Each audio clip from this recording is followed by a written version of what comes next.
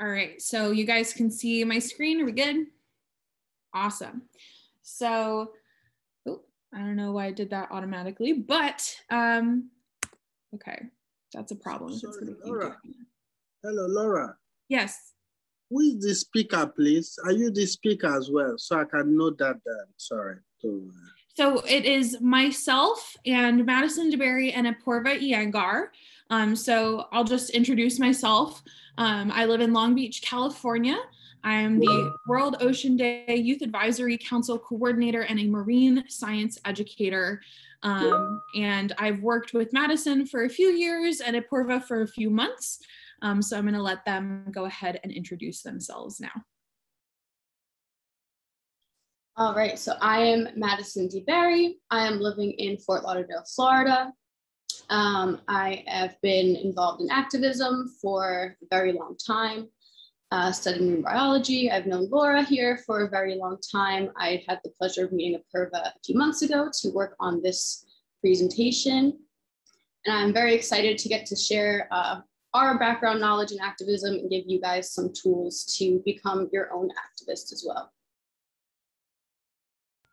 Yeah, so hi everyone, my name is Apurva Iyengar. So I'm a communications intern with the Big Blue and You right now, and that's how I met Madison and Laura. I'm also the founder of a youth-led organization called Youthify, which aims to be a unifying platform for the Gen Z environmental movement.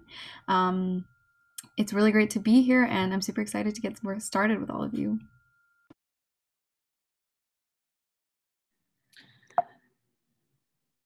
All right, so why won't it let me now? There we go. All right, so Apurva, if you wanted to, or Mads, I'm not sure which one of you was doing this one. It's me. All right, so we are going to break into some quick breakout rooms, get everyone warmed up. So we're going to be talking about what is an activist, what that means to you, what you picture when you think of an activist. So we'd like to hear your thoughts about that, and then we'll reconvene and kind of discuss what everyone thinks an activist is, how they should act, what actions do they take, and if you would consider yourself an activist. So we are going to break out into some breakout rooms. I think, Laura, you're going to handle that. So we have 15, so I'll do three breakout rooms. Okay, so we'll give you guys a few minutes to talk about these questions and we'll reconvene in a minute.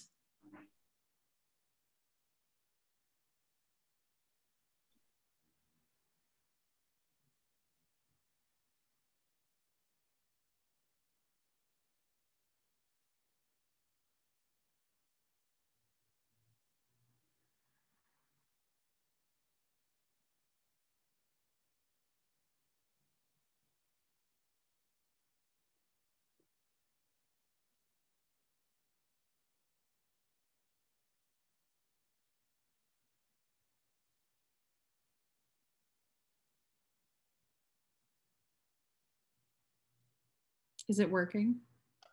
I think so. I think Mads got pulled into one of them. Okay.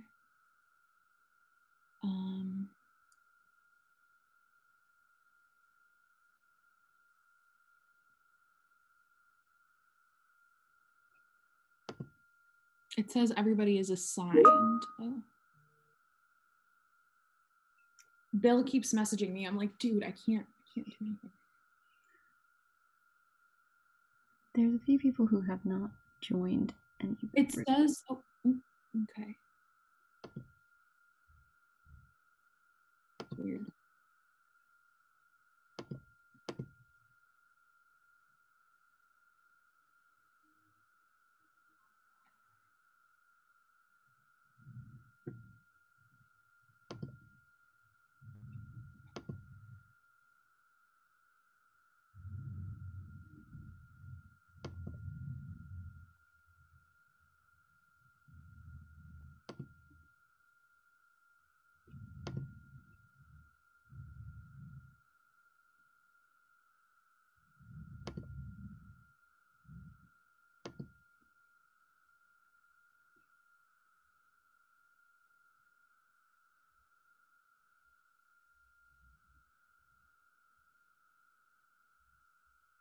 I don't know how Madison got pulled.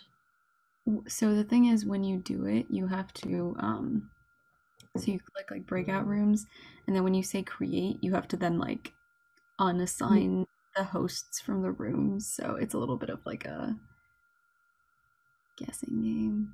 There's a couple of people. There's this one person who just won't join any of the rooms. Oh my goodness, this is kind of a mess.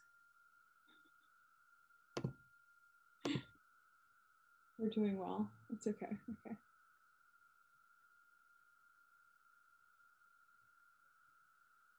I think people are having some connection issues.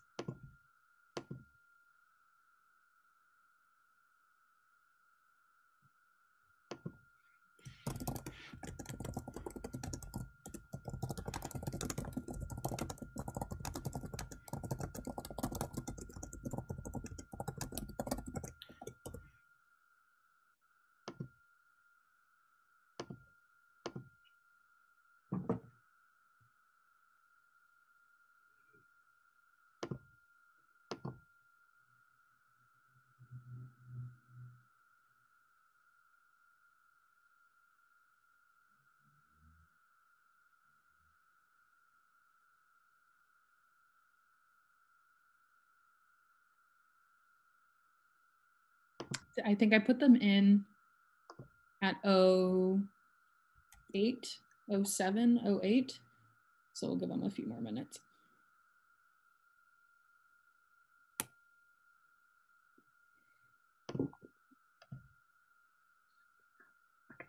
Everyone went to their rooms. Oh my goodness. Why is that like such a mess? Oh my God, Lucas is here. God. Who? He's let's see. Hi, Lucas. Hello. I don't know if I can hear you yet.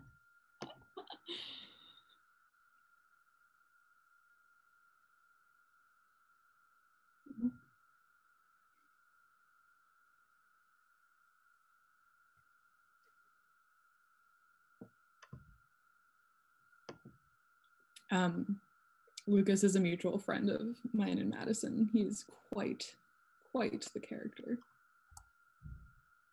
Gotcha.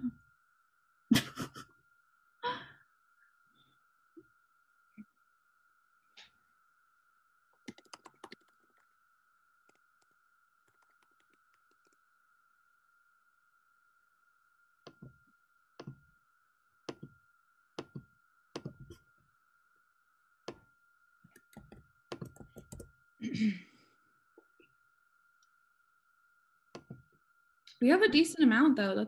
It's nice. It's nice. I think we maybe should have waited a bit before putting people in the breakout rooms. I think yeah. I feel like just from the like engagement perspective, it's nice, but like logistically, people are still joining like 15 minutes into the call. So we can remember that for tomorrow. Okay.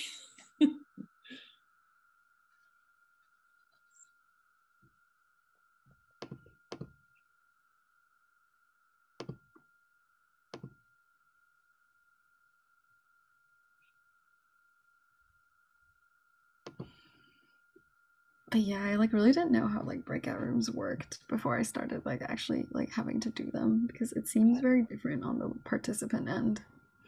Yeah, this is the first time I've done it as a host, which is good because I have to do this for Youthathon a bunch.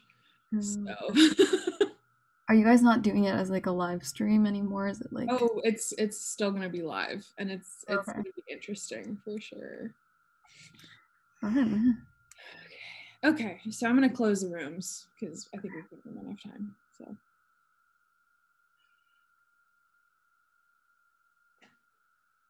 Yeah, if you want, I can make them next time, because it can be very chaotic. if you know what you're doing, yeah, I'll let you.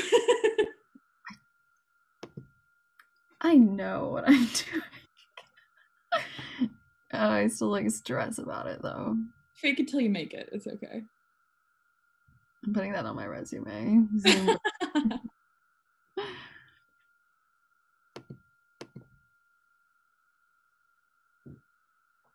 It's kind of funny though. This is being recorded.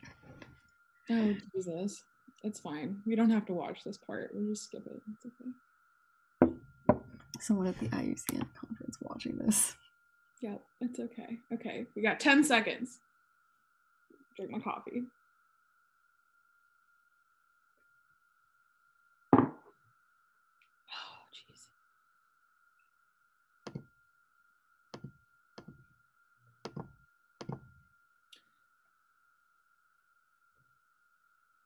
All right, welcome back, everyone.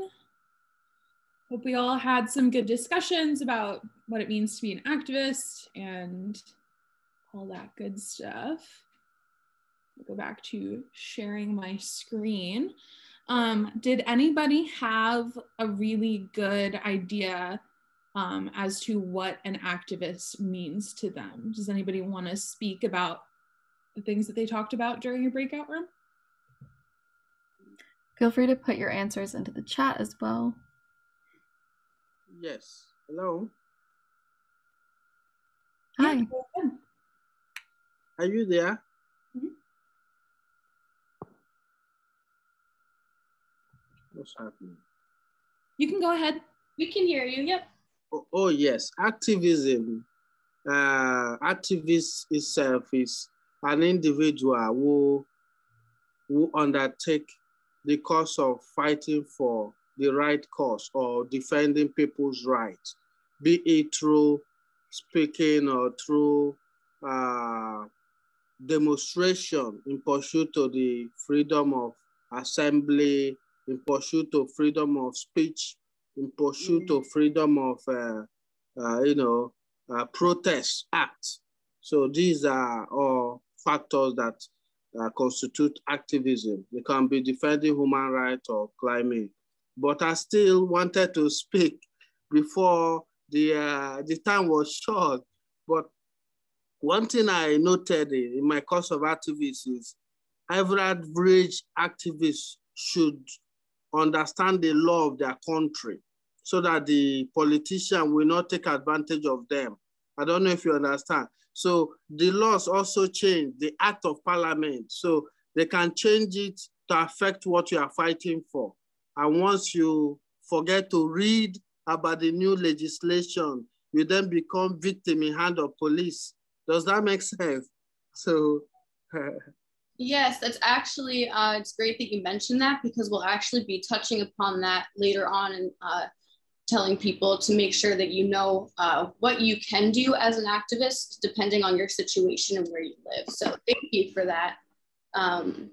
I think we had someone else that raised their hand that wanted to share as well.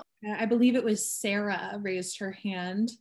You're welcome to unmute yourself if you'd like. Yeah, thank you. So our group, in our group, we said that activism was about, so we really used action verbs. So we said that activism was about taking action, but it could also be taking small actions, and it was not only being on the front, as we said. Yeah, so that's it. And inspiring was a big word we use. Yeah, definitely. Awesome.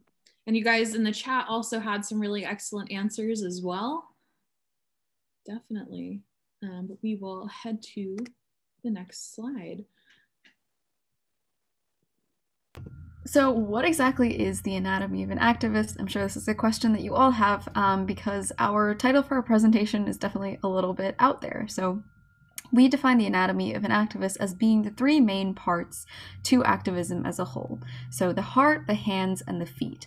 The heart is really individual activism. So it's things that you do on a personal level, whether that be lifestyle changes, talking to your family and friends, or simply making a difference in one other person's life. Those are all individual actions that you can take as an activist. And then we have the hands, which are community actions. So they're, actions with people that you can hug, you can touch and feel, that are close to you and you can join forces with. And, they come from things like leading community events, running education workshops in your area, and just finding ways to engage the people around you around the issues that you're passionate about.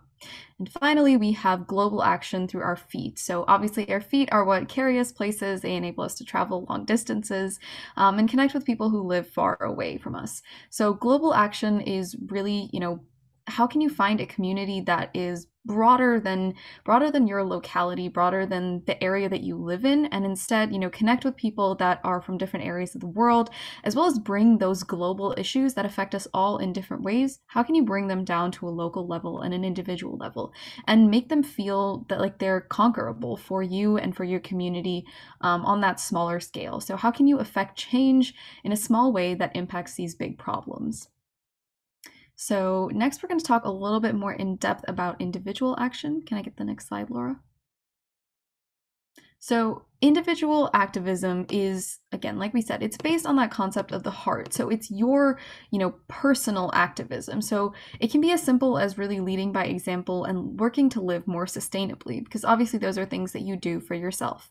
So how can you become more sustainable on a personal level? One of the best things that I like to do is use the measure, understand, analyze, and change process. So this is a way of taking stock of exactly what you do on a daily basis and figuring out how you can live your life in a way that's more eco-friendly and sustainable for the planet. So the first step is always measuring what your impact is. So, whether it's plastic waste or, looking at the carbon footprint of red meat, for example, how much do you actually consume or affect the planet on a regular basis? And you can use things like a plastic footprint calculator or a carbon footprint calculator to figure out exactly what you're doing and what impact you're causing. The next step is to understand. So what exactly is causing you to have this impact, right? Is it because you have to buy lunch at school every day? Is it because you need to take a bus or a car to get to work? What are the things in your life that are causing you to have this impact on the planet? Because obviously none of us want to do these things. We have to as a result of the society that we live in. So understanding is really about figuring out where those things come from. And finally, you're going to analyze what impact you're having. So looking at ways that you can actually improve that. So maybe if you're able to take some kind of public transport to work instead of taking a car, if you're able to walk more or bike more, or look for a store that allows you to buy items in bulk without a lot of plastic packaging. So stores where you can bring your own bags, things like that. What changes are you able to make in your life that will really enable you to live more sustainably? And the key to this is making a change that's sustainable for the planet, but it's also sustainable for you. If you're someone who has grown up eating red meat and, lots of these other very carbon intensive foods, it's going to be very difficult for you to kind of change and stop eating those things, especially because that's what your family eats. That might be where your, ethnic background, that's where your culture's food is from, and that's what kind of food that you've been used to eating your entire life. So it's going to be very difficult for you to switch to a plant-based diet. So that's not maybe the most sustainable choice for you as an individual, but maybe instead you can look for places to buy your meats that don't use a lot of plastic packaging. Maybe there's a way that you can get, more fresh cuts from a place that uses paper or some other kind of compostable packaging instead. And finally, the final step in the process is to change. So see how you can actually implement those changes on a day-to-day basis. And again, remember that no one is perfect, and this problem is a systemic problem. The climate crisis and all these other environmental issues can't really be solved by one person, but whatever you can do to make an impact is something that you're doing to make yourself more aware of what's going on, as well as feel connected to the issues and feel like you're personally making a difference. And that's super important in just maintaining your morale and keeping you going motivation wise, and making sure that you're able to continue doing the very important work that you do. So the other part of kind of individual activism comes from relationships in activism. So how can you as an individual affect change in the people around you? This really comes from finding your community and support as an activist, which Laura is going to talk about in a little bit more detail. But the one thing that I will say is that as an activist, the only thing that you need to do to qualify as an activist is to affect change in one other person in your life, whether that is yourself, your family members, your friends. It could even be, somebody that you just meet on the street someday and you're talking to them about environmental issues. even if you're only able to convince yourself and to educate yourself better about one issue, that still counts as activism, and that still has a lot of impact, because by being better educated, you're able to continue kind of helping other people learn about these issues as well. So remember that no matter the scale of your activism, it's all very significant and it all counts and matters. You know, you don't have to be a Greta of the world in order to make an impact. You can do it just by talking to your family and friends about environmental issues. So I'm going to hand it over to Laura now to kind of discuss how you take your impact from an individual level and expand it to your community. Yeah, so Apurva had excellent points all throughout. Sorry.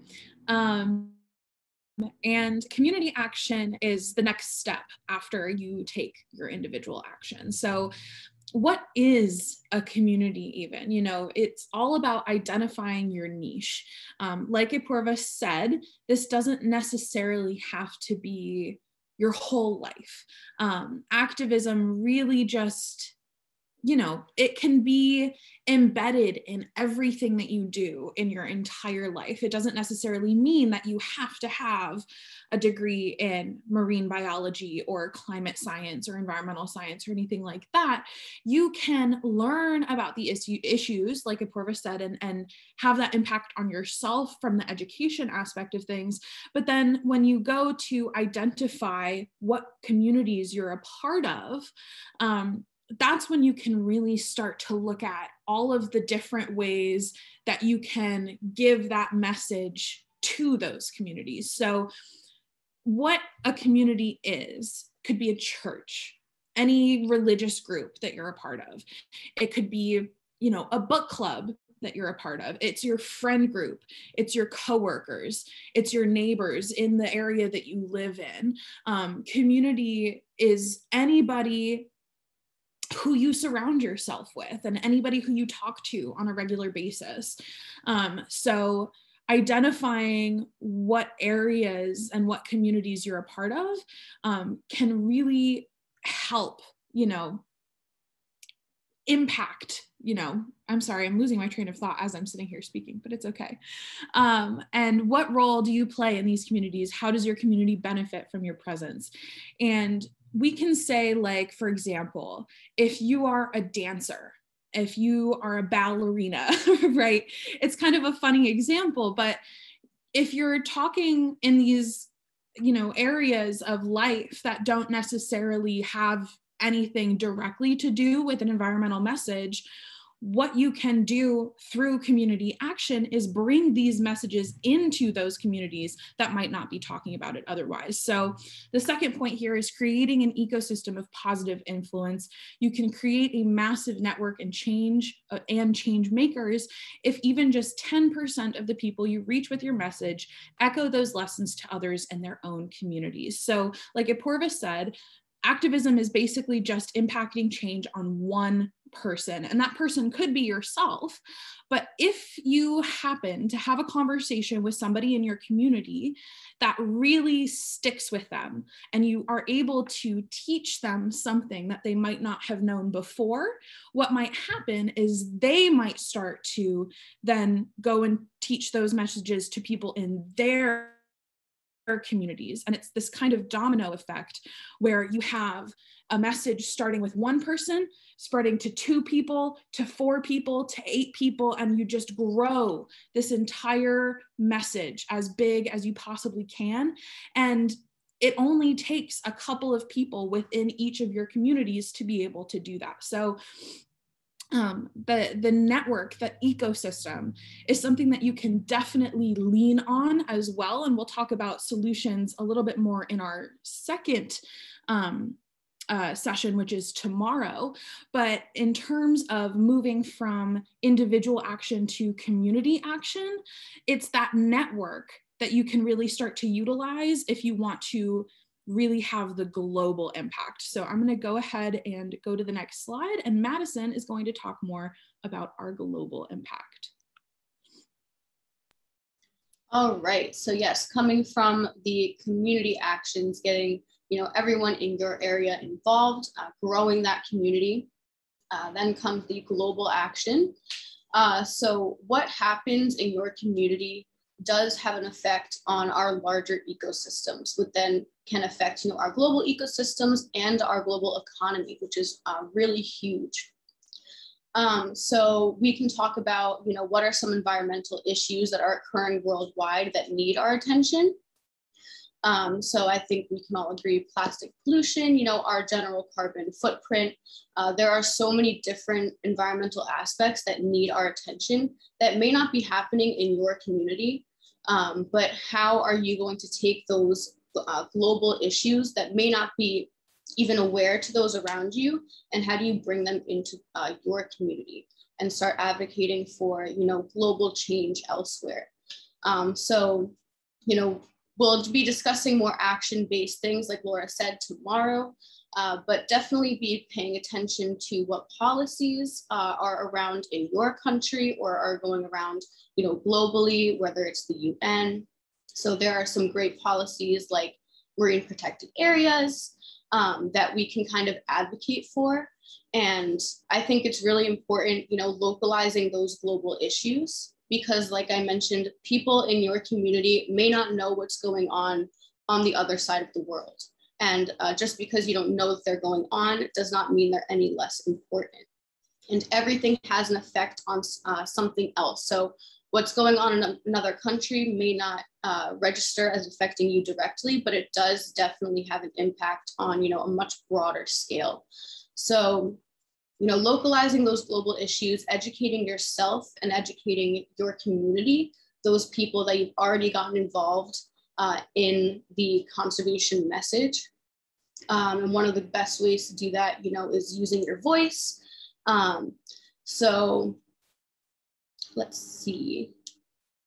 Sorry, guys, I got distracted by our chat going on.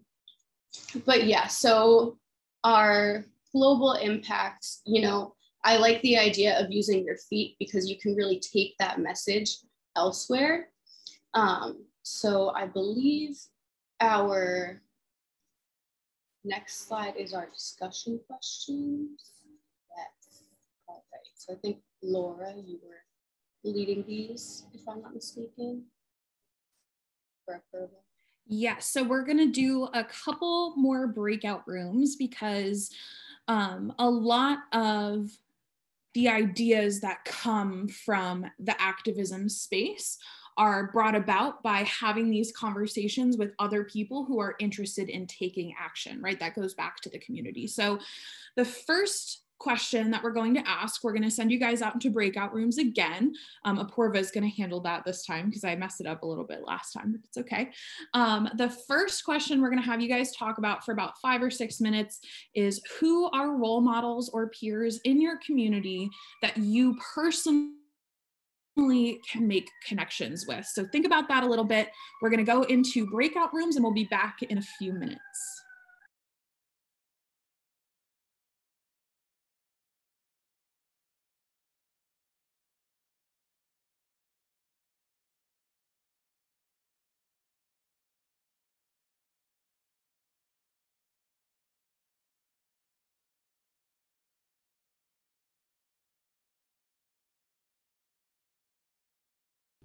You should all be receiving a message to join a breakout room. Feel free to click it when you're ready.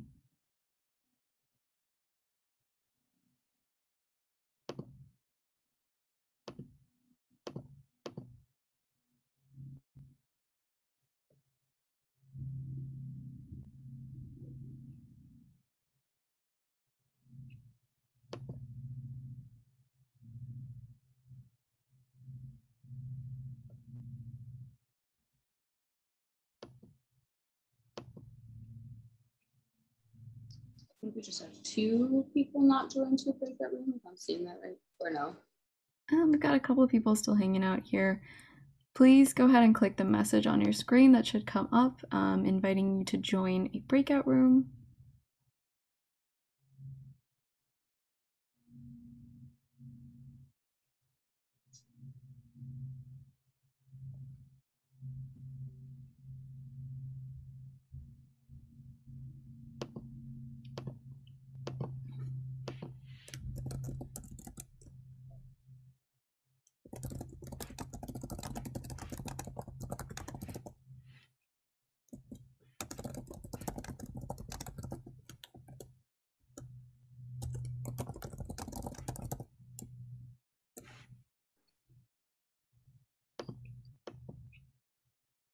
I just admitted someone. Do we have to assign them to a breakout room? Does it do that? So who we got still hanging out?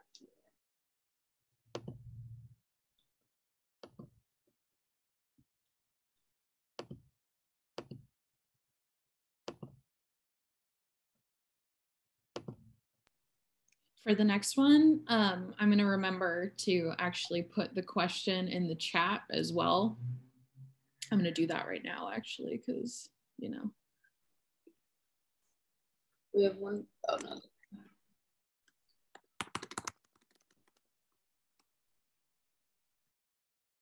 Okay, so I think we just have 2 more waiting on.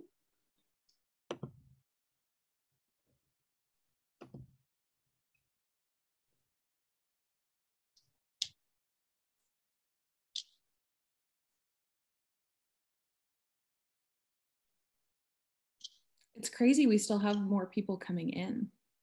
I'm really happy with the turnout, though. Yeah, we got a lot of people.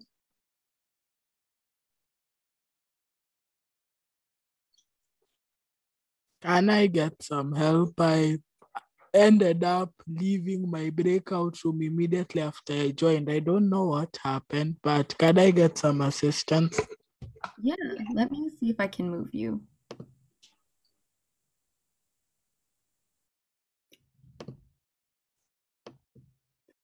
Okay, you should be receiving an invite to join a breakout room now. Just click join and you should be able to get in.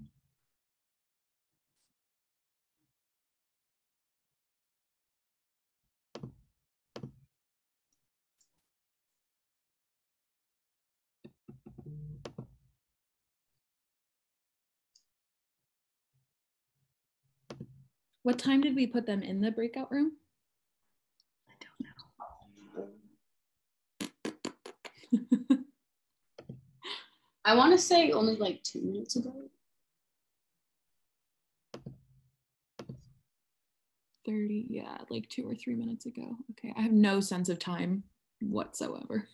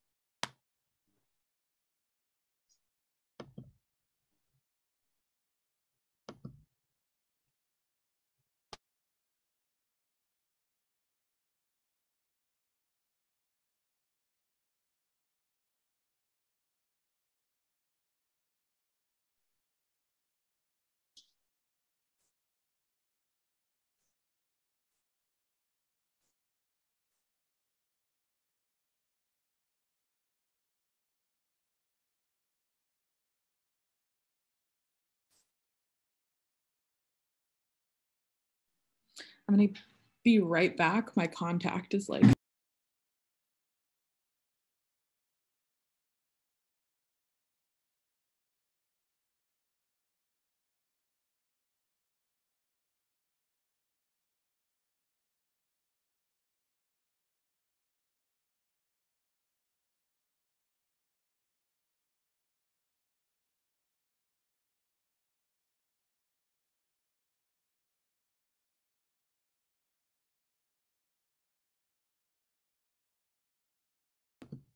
If you just got here, please go ahead and join your breakout room once you get a prompt on your screen.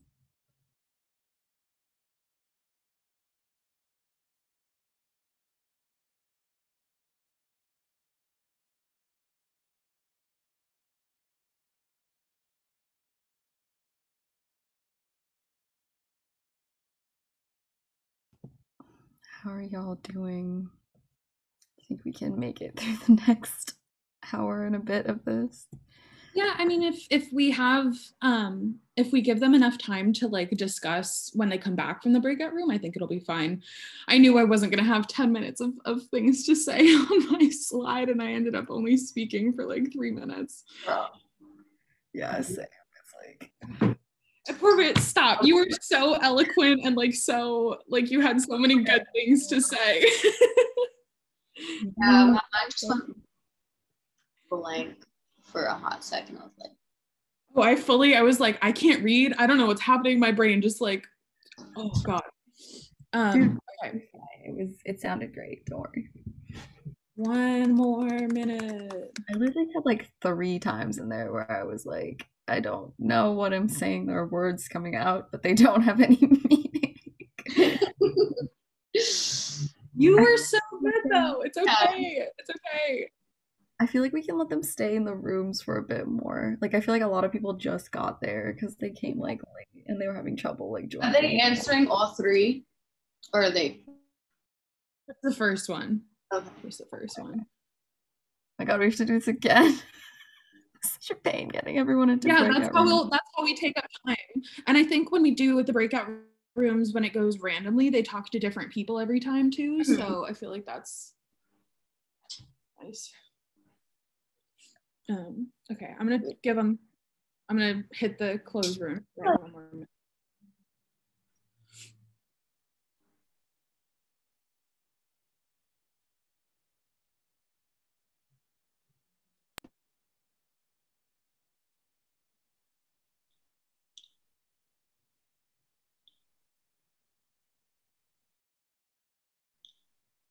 Yeah, so I'm going to ask again if any of them have anything that they discussed that they liked, and then we can say our parts if you guys want to add anything to that at the end, and then I'll go back and then ask the next one. Yeah. So I think everyone's joining us now. Yep, welcome back everyone. Excellent. I hope you all had good conversations. A few more seconds.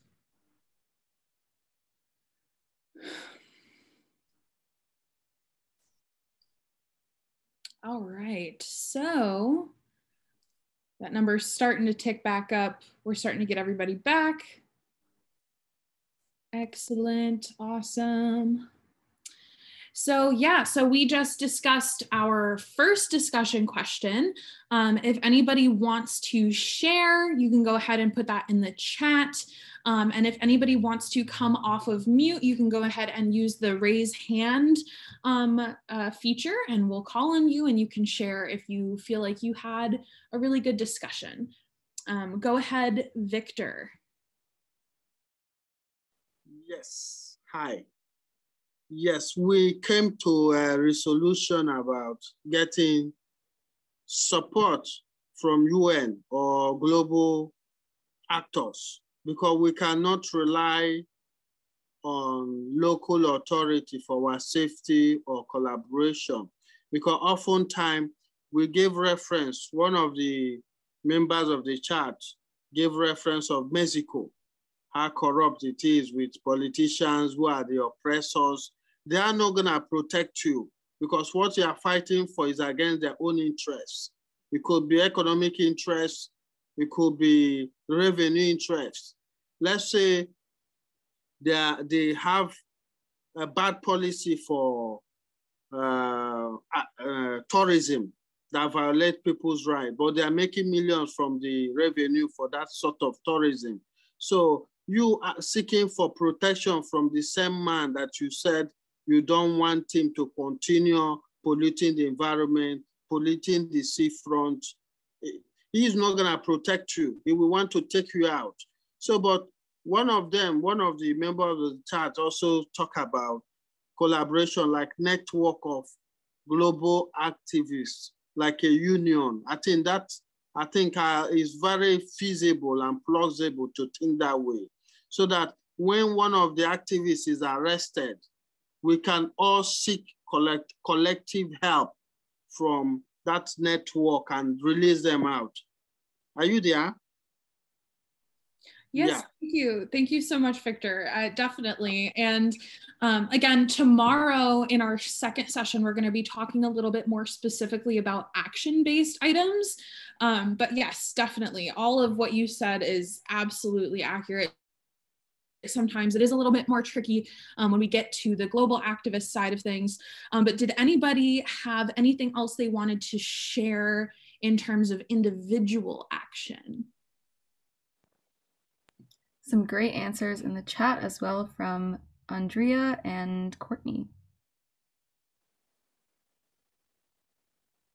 Yeah, so I'll just go over what they said in the chat unless anyone would like to join in. But Courtney mentioned that artists are a great way to spread awareness because there are so many different mediums that you can use.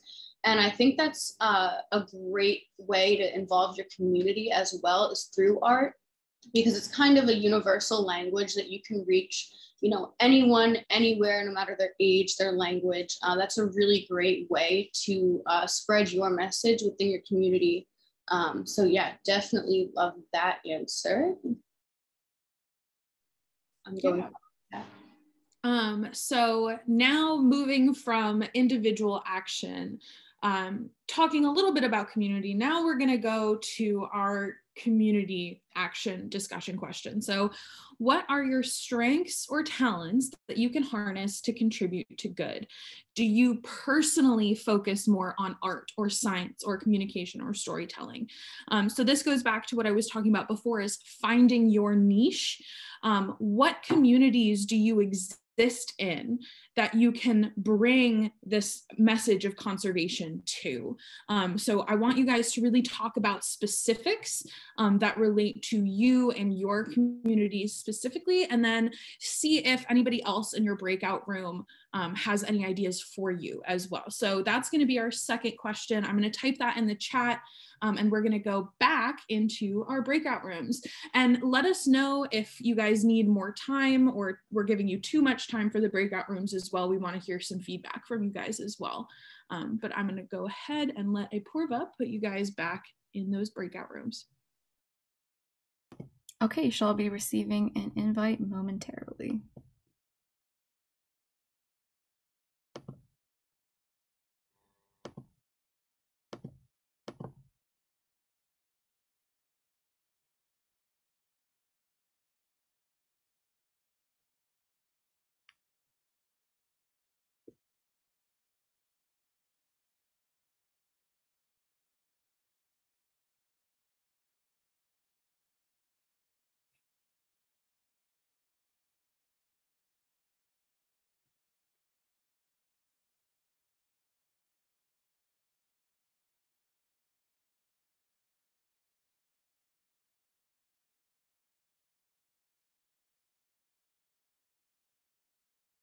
Hey, Jeremy, are you having trouble joining your room?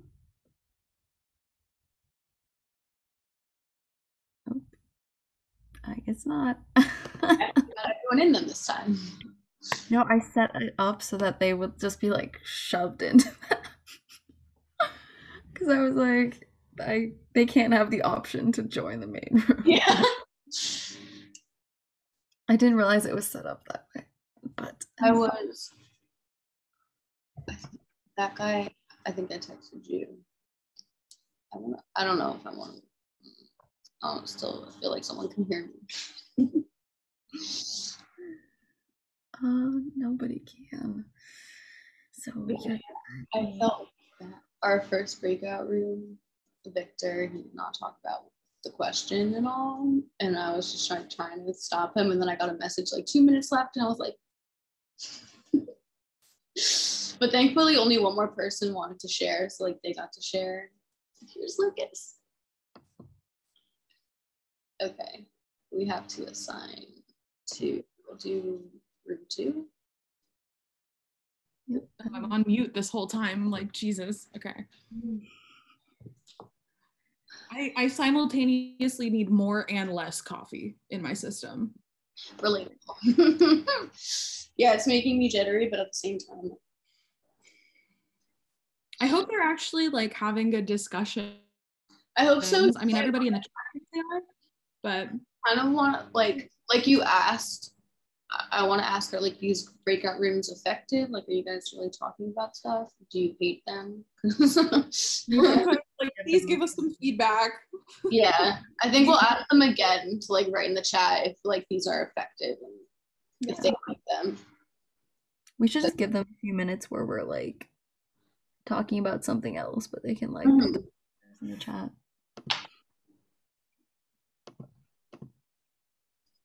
How many total do we have right now? 3, 4. Okay. I'm assign. Okay, yeah. I'm trying to stay on top of it so no one's just like lingering. Yeah. Lucas and Victor are in a room together. That should be interesting. Feel bad. My friend Jess keeps joining because she like wants to see it. She's also at work, so I feel bad that we keep going to break room. She keeps leaving and coming back. Every time she joins, we're like about to go into another breakout room. Oh, she can't like talk. She's just like listening in. Yeah, she like keeps tuning in and then popping out. But I feel like every time she tunes in, we're like, okay, so next, and then she like tunes out again. But at least she's here. I can like leave her out of the breakout rooms if you want. I didn't realize she was like. No, I think she keeps coming in and out because she's at work too. So like, it's moral support. It's okay. Moral support, yeah, that's what she's here for. She's so cute. She texted me. She's like, "How do I join?" I'm like, you really don't have to because it's gonna be like hella interactive. It's okay. Friends are always nice to have. I'm like so sleepy right now. Like I would take a nap if I could. Dude, my brain stopped working when I was trying to talk about global things. It's hard because like talking about it without the action piece is definitely difficult. So I feel like I like started to go. I'm like, yeah, tomorrow's gonna be easier because there's so much you can talk about, and this is kind of like giving a general overview. Right, like you can briefly go. Like I talked about actions, you know, like just ways that people can take stock of like what their impacts are and stuff like that. So like you can mention a few. I just wouldn't go into like a whole ton of depth because then we won't have much to talk about tomorrow. But you can also like repeat yourself tomorrow. Like who cares? It's not like hearing it twice is gonna like ruin anyone's. This is only going to the 3 of us, by the way, Laura. Okay. No, I think like, yeah, I know how to use Zoom. I've been on Zoom the entire pandemic. I guess. No, I think you can, because I could still see what was going on in the chat when I was in the breakout room. I'm pretty sure. Oh, I thought we were all going into breakout rooms. Like I was trying to like navigate. I guess it's a good thing I did because I kind of like stopped Victor. Why are my eyeballs? Why this is the worst time to be just like crying for no reason. You know what? I'm glad we have this time together. How long have they been in there? About 5 minutes. So okay. We'll go a little more.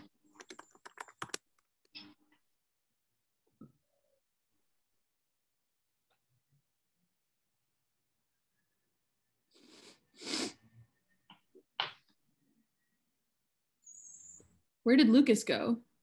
Oh, he disappeared. He had something at 3, so he probably did it. He texted me. He was like, "I'll be able to catch a little bit of it." Okay. It's all good. I might actually just take a little nap. Just close my eyes for a second.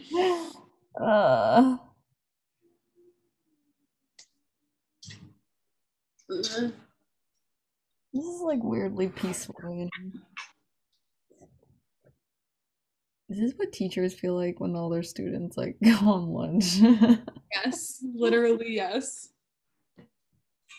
Okay, I'm gonna start to let him back in.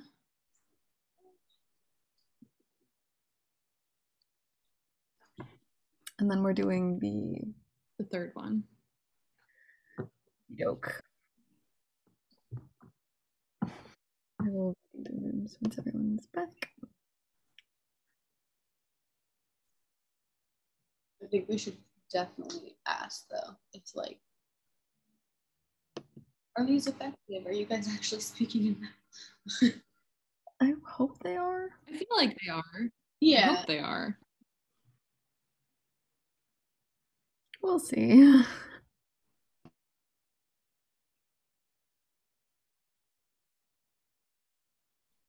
The fact that they have 15 seconds left and nobody has actually come back yet tells me that they are talking about it.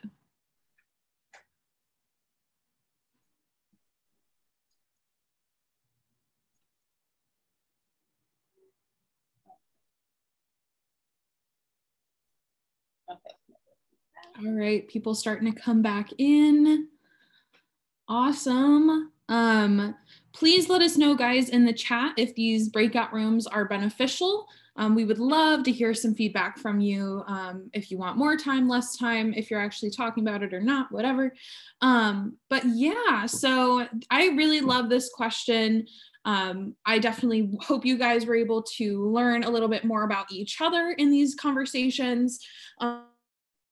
Did anybody have anything interesting that they talked about that they would like to share? Hello. Hello.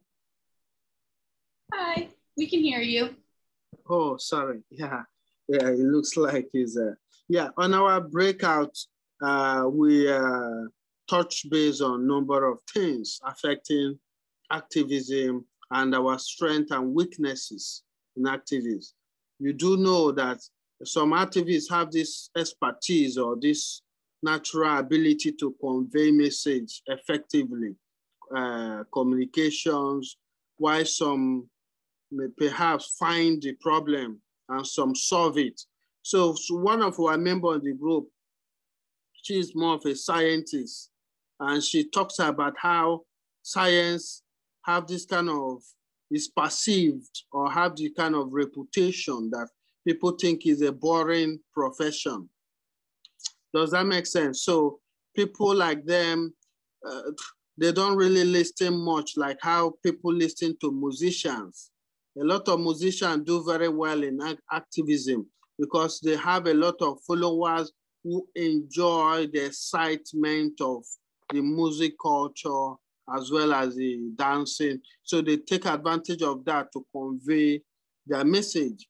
So, but I was talking about science should not be left out because people like her, they are great people in our society.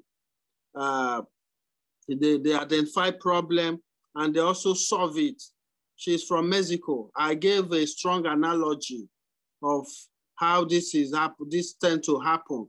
For example, the case of oil spill on Mexico Sea. I don't know if you remember, there was oil spill that worth billions of compensations to the local people. So it was science that enabled the cleanup of that oil spill. Without scientists, no one could have thought of the right chemical process to use to clean up the environment.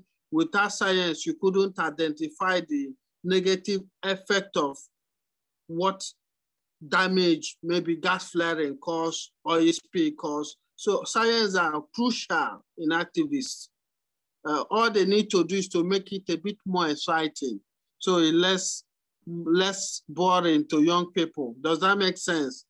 So yeah, definitely, I agree with everything that you said, and I think that's another important thing that we're definitely going to talk about tomorrow as well, is uplifting those other voices. Like you said, musicians have a really big influence, but not a lot of people are listening to scientists. They don't have that big of a platform. So I think that's really important. Definitely, you know, sharing those stories as well. We did get a lot of great feedback in the chat as well. We were talking about social media, which is also a great tool that we will be definitely diving deeper into tomorrow as well. Like you mentioned, our session tomorrow is more action-based. So Courtney mentioned something about just general science communication, bringing up the example of bird watching and connecting people to nature. I love that idea as well.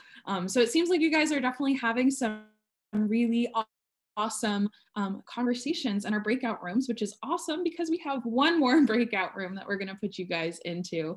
And that is more of our global action. Sarah, our session starts at the same time tomorrow. Same time we started today, just tomorrow. But our third question for our third breakout room is, what are some tools you can use your social media as a tool to localize global issues? And how can you make sure that the information you are sharing is factual? Everybody has brought up social media, and that's really awesome. And like Apurva said in the chat, the key to spreading awareness is turning that awareness into action. So I want you guys to meditate on that a little bit, and we'll give you a little bit less time for this one just because you guys have already been talking about social media. But yeah, go ahead. Okay, you guys should all be receiving. Yes, Victor? Yeah, so before we go, on our last section, we communicate about exchanging social media. So I have left my Instagram handle here on the group chat. So those who will become good at communication, as you can see, I like talking. So, sorry. I also run a youth organization. So most of my life, I talk to young people. So I'm used to this, sorry. Excellent. We actually have all of our social media handles at the very end of our presentation. So at the end, if you guys would like to put your Instagram handle in the chat, we can definitely do that. But for right now, we're going to go into our breakout room. Yep, and feel free to share contact information if you'd like to stay in touch with anyone. Obviously, don't feel pressured to. So you should be receiving an invite shortly to join a breakout room.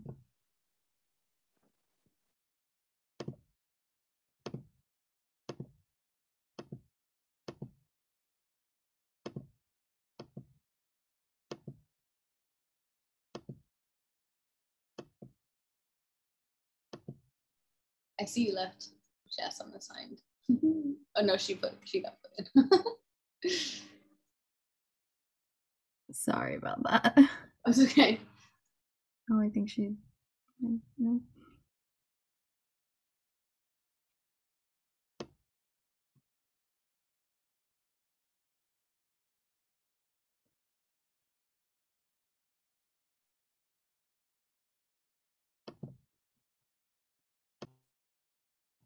Let's give it.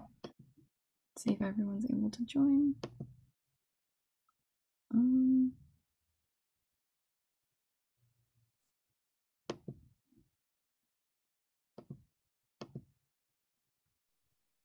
so hungry. Me too. Jeremy, are you still having trouble joining your breakout room?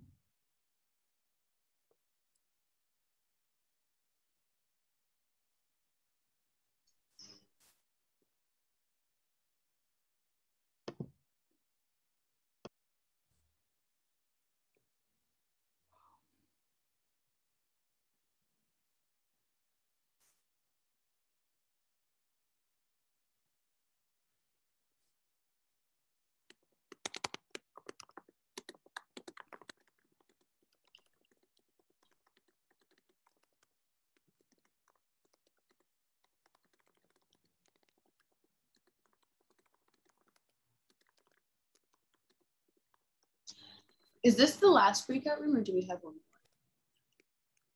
I believe this is the last one.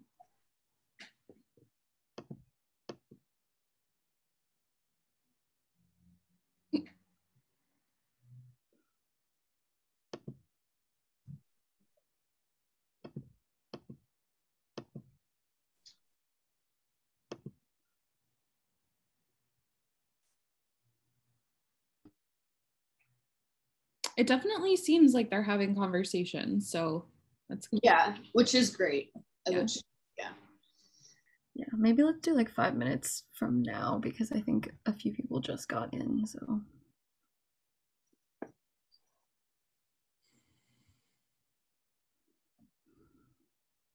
What else do we have left for today? Literally just that. Okay.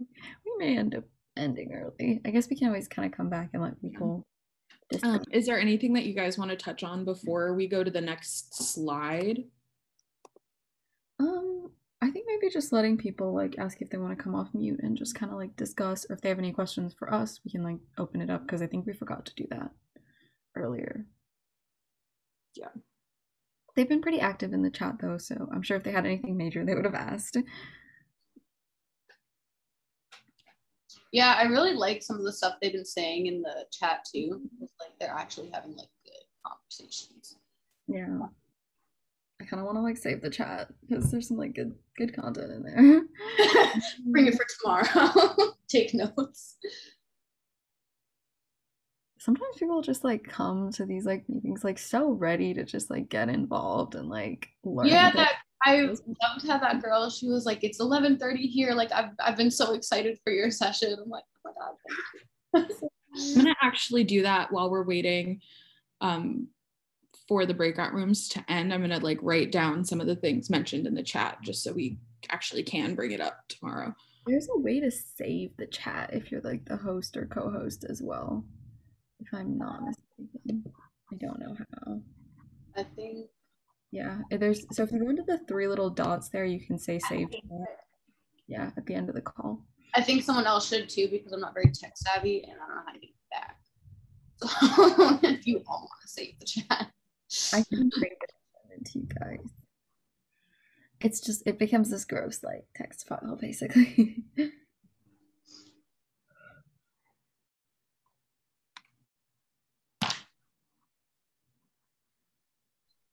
I'm texting my friend. I'm like, I feel bad that every time you join, literally he joined again right before we went into this breakout room. And I was like, every time you join, we go into breakout room. She's like, I know. She was like, I at a client's house, like I can't.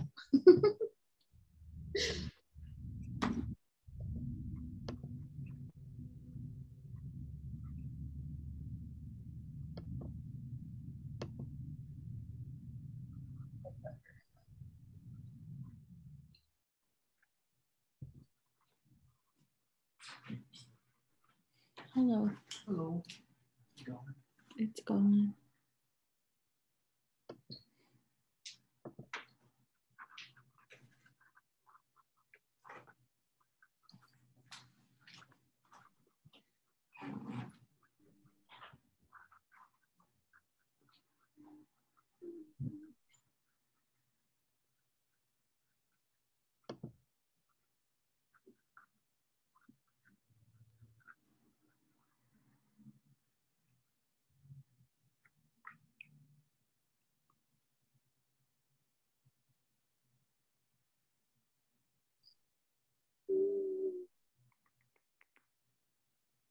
Hi.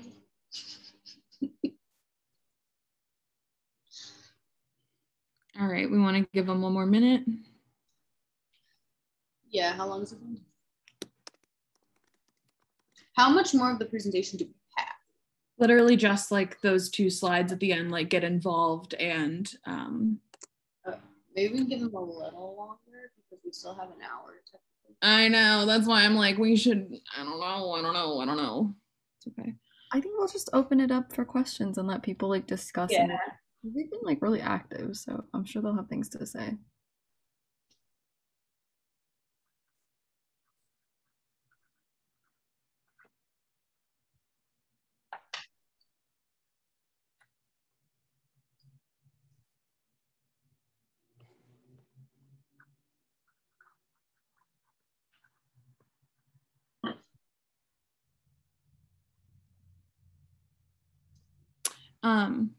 When we open it back up, what's his name, Victor, I feel like we should say Victor has a lot of things beneficial to say, but we want to make sure other people have the chance to talk too. It's so sweet. He's like so excited. He's like, I put my Instagram handle in the chat, which I did not see. I don't think he actually did. He did it in breakout room chat, which is like there's like separate chats basically. But I definitely want to make sure like other people get the chance to talk too. Yeah.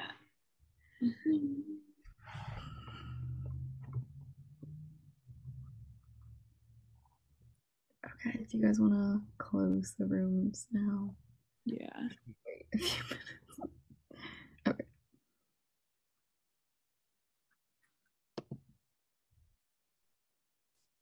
I think it's going well.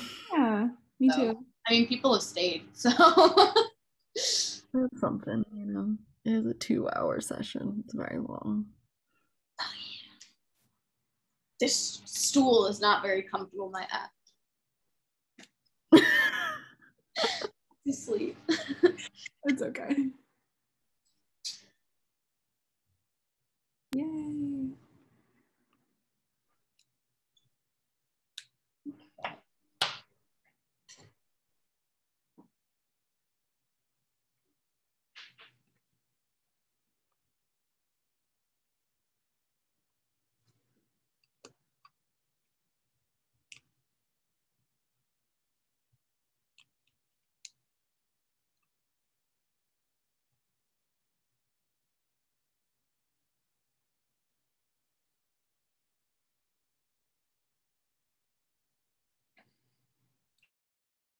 All right, we're getting people back again.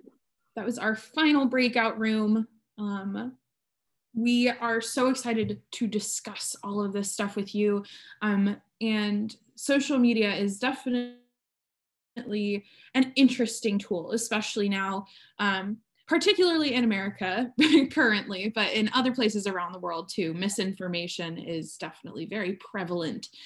So we wanted to ask you guys if you had any good conversations about how you can make sure the information that you are sharing on social media is factual. So did anybody want to share that? And Victor, we so appreciate you raising your hand. You have so much excellent things to talk about, but we want to make sure we give as many people the chance to talk as possible. So if there's anybody else who wants to share, you guys can go ahead. We'll be monitoring the chat as well.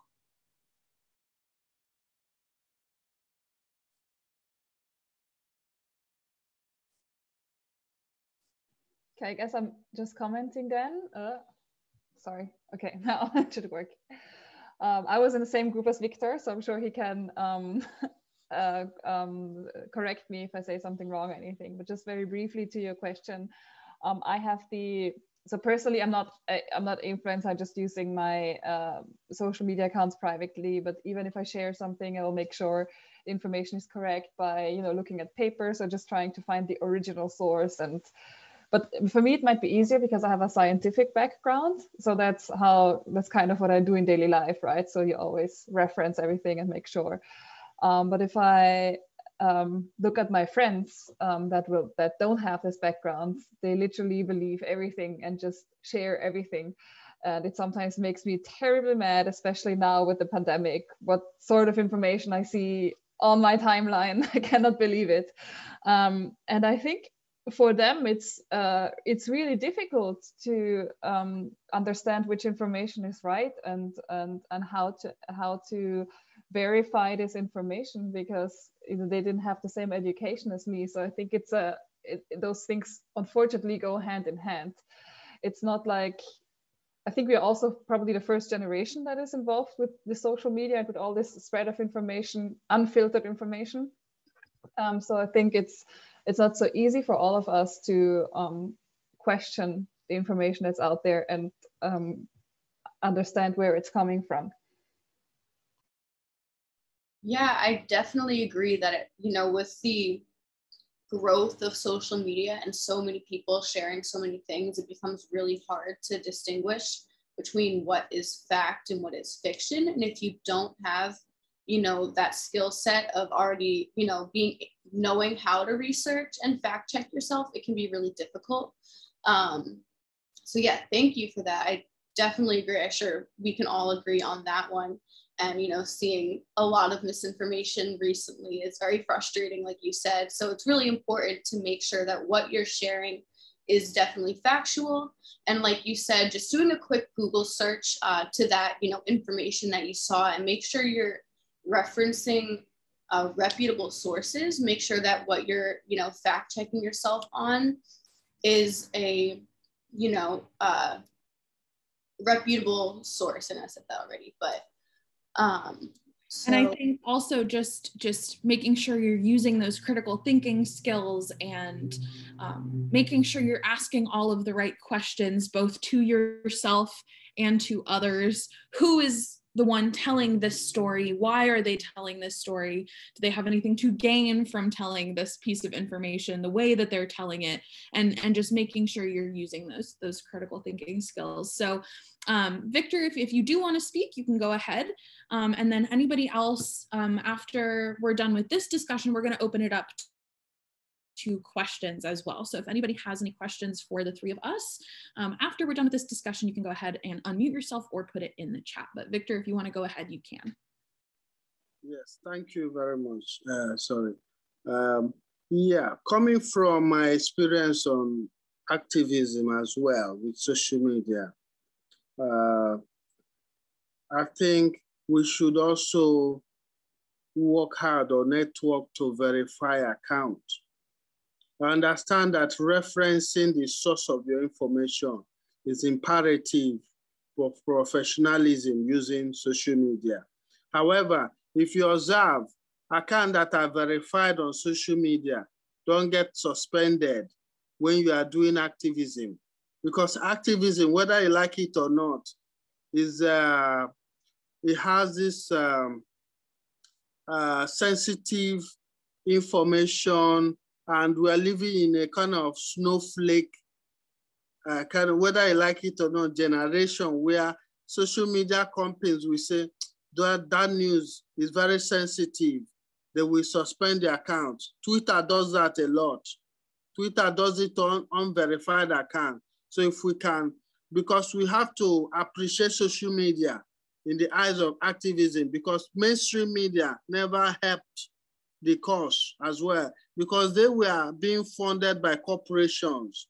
So they can't, it's like their interest is being bought to fight for what we are talking about in the 10 years ago. If you call BBC to cover gas flaring or oil spill in Mexico, they will not come, because those companies that violate that rule, BP, they are the ones who donate the highest check to them.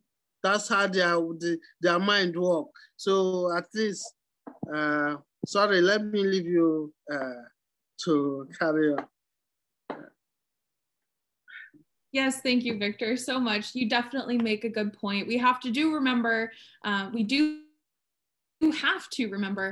that all of these social media companies are private companies, and the algorithm can definitely be tricky when you're talking about certain aspects of parts of the world that you want to change, especially when we start to talk about war and violence and so on and so forth, things that don't necessarily have to directly do with the environment, but things that definitely impact the environment. So that's definitely something to take into account. But yes, that was a lovely discussion. We so appreciate you guys participating. And now we wanted to open this up to questions and discussion here in the main room. We're not going to go into an actual breakout room now, but we want to hear your thoughts. If there is anything that you wanted to mention at any point throughout any of the things that we've already talked about, either individual action and impact, community, or global action and impact. If there's anything that you would like to say, please feel free to join the discussion if anybody wants to come off of mute.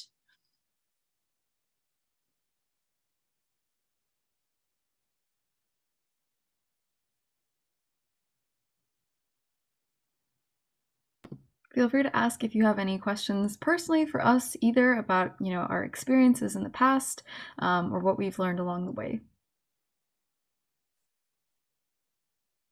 I'm going through the chat myself to see if anyone mentioned anything that we should definitely share. But like Apurva said, all three of us, and I've noticed that a lot of you guys as well, you have all been involved in activism. I know for the three of us, it's been years and years of experience. So if you had any questions for us as to what we've learned, or if anyone else wants to share their own experience involved in activism and give some pointers to people who are just getting involved, you can definitely do that. I see we had a question. Go ahead, Apurva. No, I was just saying there are a couple of questions in the chat. So Andrea asks, can you tell us more about your experiences? And Innocent had a question about if we have a social media program for youth activists in Africa. So to the second question, no, not at the moment, but there's lots of great resources to be found online. If you check out canva.com, they have a graphic design website, as well as lots of tips and tricks about social media and how to design social media posts, how to write content for social media posts, all of that kind of stuff. They're a great resource for that as well. More about our experiences. Mine specifically have been very focused in ocean conservation, specifically kind of in the youth space, taking part in, programs like Sea Youth Rise Up, which is actually an internationally open program that I think will have applications hopefully this year or next year, depending on the pandemic as well. Laura's also been a part of that program. I've also been a part of Ocean Heroes Bootcamp in the past, as well as the Youth Leadership Council of Earth Echo International. I can provide links for all those things if you guys are interested in checking them out. But my activism right now mainly focuses on creating a place for youth activists to come together. So that's really what Youthify is, and we'll kind of be sharing more about how you can get involved with all of the different organizations that we're involved with right now. But like I said, Youthify is a place where young people can meet, collaborate, and connect on various environmental issues, as well as come together for greater global mobilizations. A little bit at that organization. We all have kind of been involved. For those of you who do not know who Danny Washington is, she is a phenomenal resource for all sorts of different aspects of ocean conservation. The Big Blue and You focuses mainly on introducing the concepts of ocean conservation through art and science, and it's specifically directed to underserved communities. It is currently only in the United States, but I do know that there are eventually plans down the line to expand to a couple of other countries, particularly in the Caribbean. So yeah, DannyWashington.com. Apurva just put that in the chat as well. And then some of my other experience, I was also a marine science educator. I was a data analyst for a dolphin photo ID lab. I interned with Madison at the University of Miami shark tagging team. So that's more of the science-based things.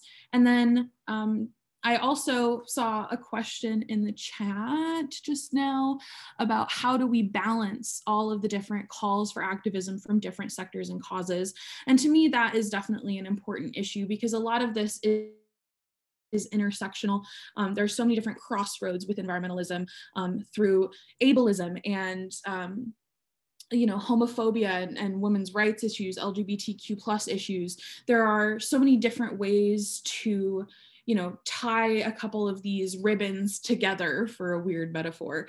And it's definitely tricky to balance all of it, but when you focus on the fact that none of these issues will be 100% solved without simultaneously working on a lot of these other issues at the same time, you can kind of find a balance that way. But I'm going to pass it off to Madison so she can share her part as well. I think just to go off of what you said, I think it's really important. A lot of people think that you have to focus on one specific thing to advocate for, and that's definitely not true. But definitely checking in with yourself and making sure that, speaking about all these issues, that you yourself don't get burnt out as well, which is really just on one thing. And like we mentioned before, educating yourself and getting involved. Social media is a great tool of networking as well. So if you want to follow them, find scientists doing research in that specific area, and you'll definitely find more ways to get involved once you're in contact. We got involved, years and years ago with the Big Blue and You, which is a great organization if you're in the US. So like Laura said, it's, involving youth using arts and media. So we put on events every year that I was able to, be a part of, which was great. And just being involved in the environmental space, doing a lot of things in the activism side and the science side, as well. As Laura mentioned, we did some shark tagging, we worked in labs, which was awesome.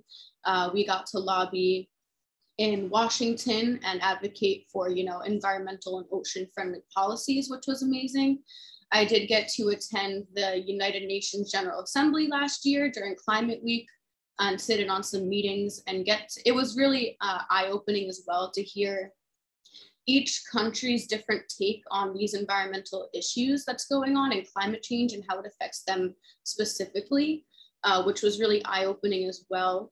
So kind of, again, you know, learning about how other issues, the specifics of what goes on in each country, because sometimes what affects us here and what seems really important here, you know, whether it's, I spoke with the leader of Namibia and they were having problems with lions. People here, we want to protect lions, but they're becoming an issue.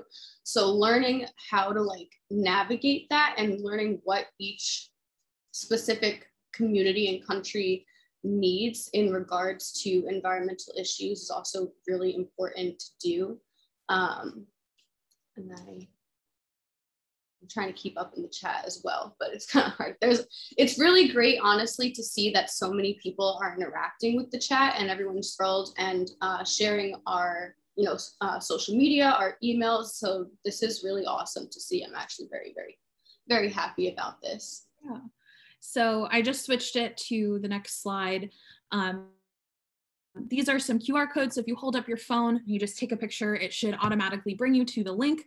The first slide, or sorry, the first QR code on the left-hand side of the screen is for Youth-a-thon. So that is an event that is a 24-hour live stream of youth-based conservation content from around the world, and that's through the Ocean Project, which runs World Ocean Day. So Earth Day is coming up in about 10 days, I believe. But then we also have, of course, World Ocean Day, and all three of us are more specifically ocean activists. So we wanted to plug World Ocean Day. If you go to worldoceanday.org/events, they have a really helpful tool where you can first of all, look for inspiration if there is something that you feel like you could do in your own community. They have that toolkit that I was talking about before on the website there as well. And then you can actually register your event on the website. So your event that you are planning yourself will actually appear on the map that they have. And it's a global map. We already have some events happening in all different continents. So I definitely recommend you check that out. And then I'll let Apurva talk about Youthify. Yeah, absolutely. So like I mentioned before, Youthify is really a community for youth environmentalists, so it's open to all. Anyone can join and get involved, and it's a great place to find support from your peers, advice on, you know, whatever projects that you've been working on, as well as get connected to other youth changemakers from around the world. I also see Anna's question in the chat, which of the four is most related to single-use plastics?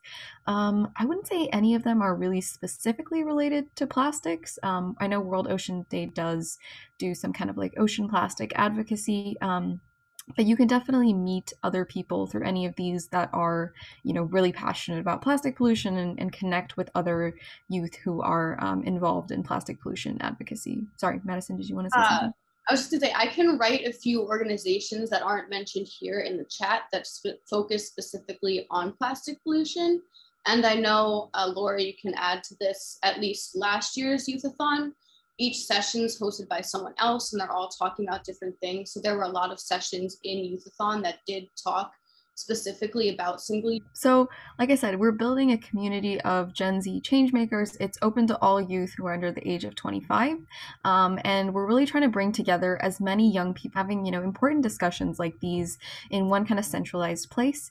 We're also building a kind of community resource center where people can learn about any environmental issue, as well as kind of get training in how to be a change maker. So how to have presentation skills, communication skills, you know, how to write emails to important people, things like that everyone, you know, needs to know how to do, but sometimes people struggle with. And we're kind of bringing together resources from lots of different organizations to create this sort of learning center. And that's going to be one of the things that we're launching this year, along with a global youth summit, kind of like this one, that's again geared towards bringing people together, giving them a space to connect, collaborate, and support each other, as well as preparing them to kind of be a part of this huge global youth mobilization. So would love to see you all there if you're interested in joining. And yeah, I'll let Laura and Madison kind of cover some of the other things in here as well. Just really quick, that first QR code in the red, that actually links to a page where you can sign up to join the World Ocean Day Rising Blue Network newsletter. So that's a monthly newsletter that will go out to your email inbox. That is kind of a collection of different organizations. We're spotlighting one organization from a different part of the world every month, and then also one youth council member for World Ocean Day. And then in addition to that, we just have, general updates and news and events that are happening around the world. So if you are interested in that, definitely check out the QR code, but I'll let Madison talk a little bit more about the Big Blue and You. Yeah, so Laura and I kind of briefly mentioned the Big Blue and You, but it started in Florida, in Miami, by that lovely woman that we mentioned before, Danny Washington, and her mother. And it's a very, very great organization.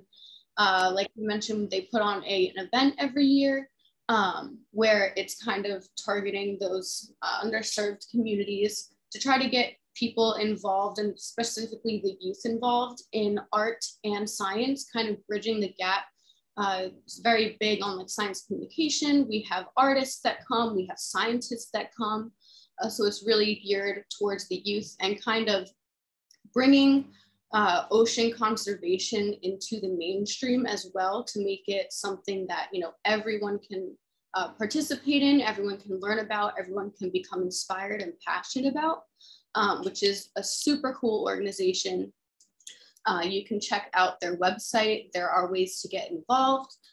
Let's see, am I forgetting anything else about them? I don't know, Laura, if you wanted to add anything about the Big Blue and You, or There is one question in the chat. How can we be a member of this organization and start activities for conservation of nature in our home country? That is a great question. Apurva just answered in the chat. But yeah, like we mentioned before, World Ocean Day and Youthify are both more international organizations that do have ways of getting involved. World Ocean Day in particular, the Youth Advisory Council does have applications to join the advisory council. They're not currently open. I do believe the next time that those applications will be open will be in December or January, most likely, depending on how the pandemic goes. But that is an entirely virtual position. It's a 2-year program, and World Ocean Day basically just supports our youth members and whatever projects they have going on in their own communities back at home. And we really try to make sure we get as many different voices in our council as possible. So when those applications are open, we actually only allow 2 members per country to be accepted into the program. So it's a really awesome program. If you do subscribe to the Rising Blue Network newsletter, again, on that first QR code, you should be able to receive those updates directly to your inbox. Let me see. And yeah, so that's basically all we have for you guys for today. We are ending a little bit early, but if there's any more questions you have for us, let us know. All of our Instagram information is here. That is Apurva, and then myself, and then Madison, and then Youthify and Big Blue and You. World Ocean Day is not there, but it's, I'll just put it in the chat. Yeah, and while she's doing that, I just want to add to kind of the question that was dropped in the chat earlier, is that there are lots of opportunities within the scope of these that are open to like everyone and don't have any kind of criteria or requirements to get involved. Youthify is a great example of that for young people specifically, but the Big Blue Crew is open to adults and kind of that older age range as well. So if you're, not really in that space anymore, but you'd still like to be kind of involved in activism, the Big Blue Crew is a great place to kind of get involved with that again. The crew is very much kind of support oriented, so kind of like the World Oceans Day Youth Advisory Council, like Laura mentioned. The crew is mostly focused on Big Blue and You, amplifying the efforts of activists that are working to protect the ocean. Whereas Youthify is a little bit more focused on just connecting activists to each other and providing a place for people to share opportunities and kind of meet and collaborate. In the group chat, you guys can use this now as an opportunity for networking on social media. And if anybody has any final questions, please let us know. But otherwise, that is the end of our presentation. We do hope to see as many of you tomorrow as possible back in our session number 2, again, starting at the exact same time tomorrow morning, where we're going to be focusing more on the action side of things. We kind of talked more about activist theory today, but we're going to get a little bit more hands-on tomorrow. And I think, Victor, you have it set to a direct message. So if you click that little tab, and you can write it to everyone as well.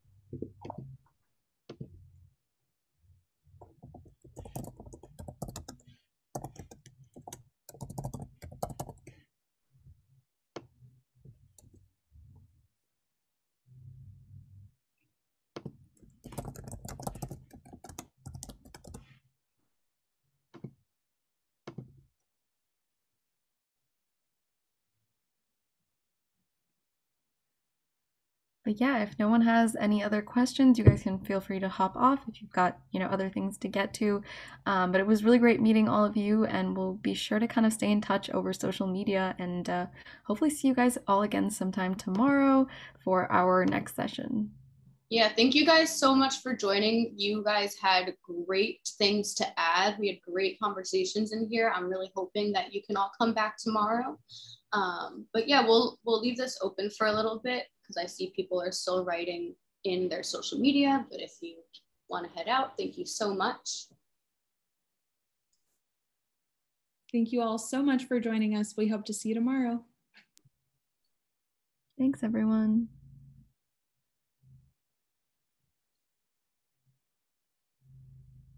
Hi. Hello. Okay, thank you so much. Bye-bye. Thank you for all your great comments, Victor, as well. Yeah, I was wondering, is there a way we could get social media companies to at least verify most of our handle? Joining us. Thanks, everyone. You guys, hopefully we'll see you tomorrow. Take care. Yeah. Bye, guys.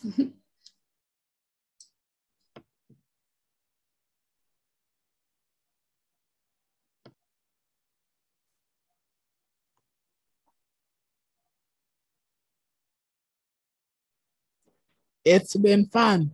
Thanks. Bye. Bye. I don't know where her went, but hey.